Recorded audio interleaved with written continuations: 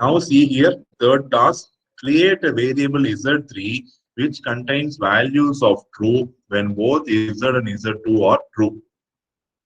So both are true means I have to use AND condition, okay? So Z3 equal to Z ampersand Z2. Only when both are, I will display Z, I will display Z2, I will display Z3.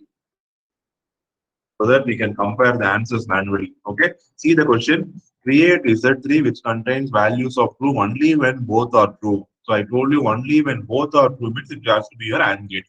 Either of the thing is true means it has to be your OR gate. Okay. Now I'm going to run this section.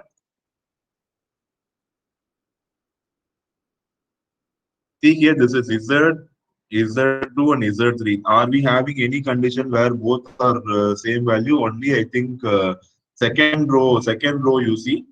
The last four elements are 1, so that will be 1. Third row, you see, first two elements are 1, that will be 1. Remaining everything will be 0. So I am performing logical AND operation of two matrices. Element by element logical operation I am doing.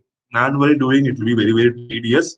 So here MATLAB does it in few seconds for you. That is the advantage of using MATLAB. Okay. I hope it is clear.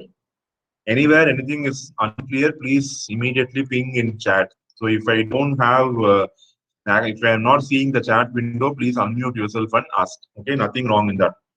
Now create a variable W which contains values of true when x is greater than 12 or y is greater than or equal to 6. It's simple. W equal to x is greater than 6 or greater than 12, sorry, or means I have to use the pipe symbol. Y is greater than or equal to 6. First I will display x, then I will display y, then I will display w. So see whether the conditions I have written is correct.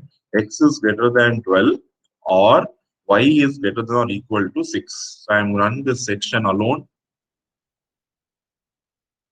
The x is greater than 12, 17 is greater than 1, 12 true, and y is greater than or equal to 6.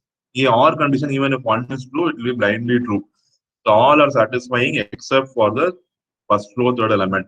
6 is greater than 12 false, 1 is greater than or equal to 6 false. Both are false, so the answer is going to be 0. We'll check the answer here. Yes, so we got a double tick. So the answer